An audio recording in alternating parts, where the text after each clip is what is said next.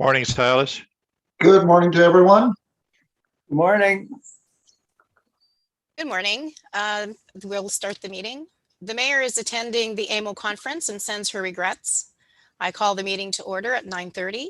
As per bylaw 2018-119, Councillor Ernie Poplinski is the appointed member of council authorized to act in the place of the head of council in the absence of the mayor, with authority under section 18.3.2 of the procedural bylaw to chair this public meeting. One of the purposes of the Planning Act is to provide for planning processes that are open, accessible, timely, and efficient. Accordingly, all written submissions, documents, correspondence, emails, and other communications, including name, address, form part of the public record and will be disclosed and made available by the township municipality to such persons as the municipality sees fit, including anyone requesting such information. Accordingly, in providing such information, you shall be deemed to have consented to its use and disclosure as part of the planning process.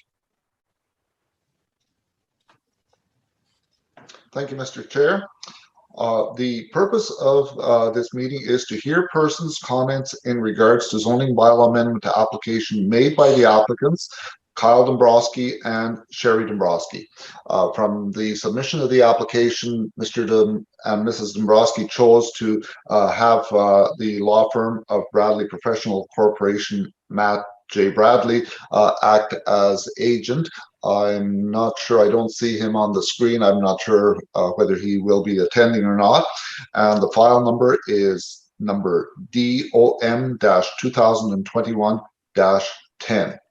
Just prior to commencing with the agenda, I just want to point out that the County of Renfrew used a bad precedent when submitting the information to me, and they forgot to change that it is now the Ontario Land Tribunal. So for the record, I think the notice that was posted and sent out still referred to the Land Tribunal, but it is definitely Ontario Land Tribunal, and it's just for the record that it is still the same organization, just a different name. So I will continue with item 2.2. Page 1 is the cover letter from the County of Renfrew, dated July the 13th, 2021. Item 2.3 is the County of Renfrew Planning Division Zoning Bylaw Amendment report to Council, dated July the 13th, 2021. And I think it is self-explanatory. This is a situation where Mr. and Mrs. Dombrowski bought a property that it does not have direct frontage onto a municipal road. Council has previously dealt with the access issue. There was an agreement entered with Babinski and Cebulski that affords access to this property. So the amendment that is being requested is to allow to construct a residence on this property. Normally we change it to limited service residential. However, this is a large tract of land. There are other uses that the Dombrowskis wish to utilize, so they just do not wish to have it rezoned to limited service. That is why the amendment is structured the way it is. So I'll hand it over to you, Madam CEO. The purpose and effect of the amendment is to rezone a 98-hectare property with no public road frontage from rural RU to rural exception 40 RU-E40 in order to permit a single detached dwelling on a lot that does not have frontage on an improved street. The exception zone is to permit access over an unopened road allowance as per a roads agreement with the municipality. All other provisions of the zoning bylaw shall apply. Thank you.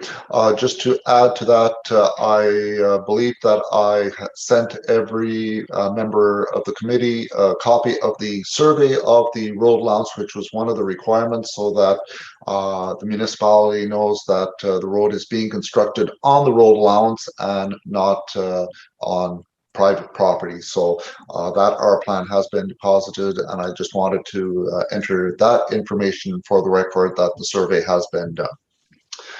Item number 4, the report on the application and notice. Notice of complete application was sent out on July the 13th, 2021.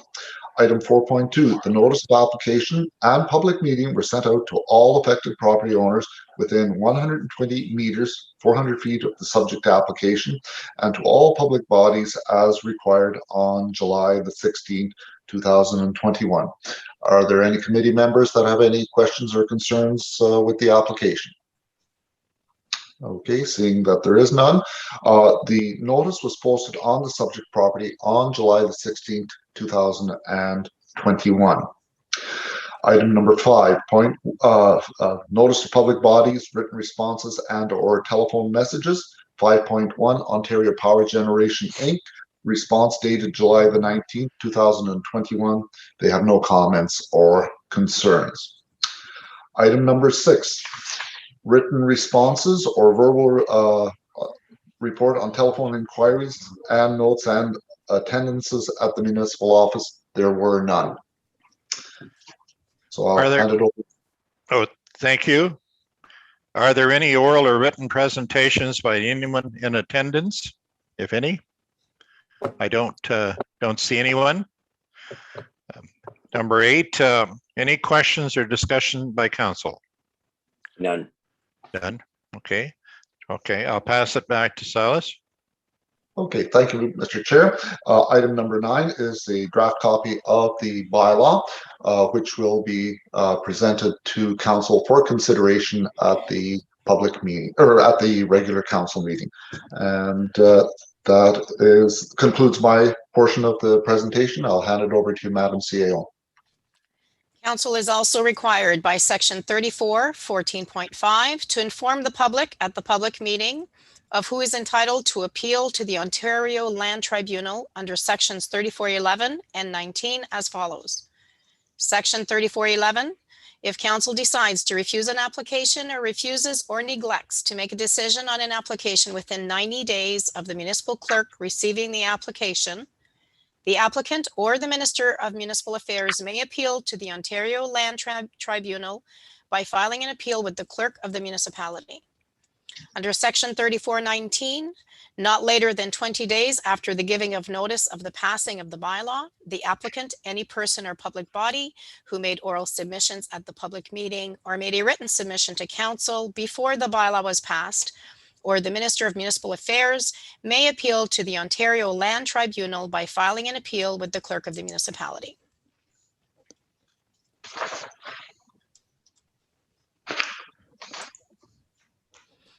And Well, we'll now have a closing of the meeting. thank you all. See you at 10.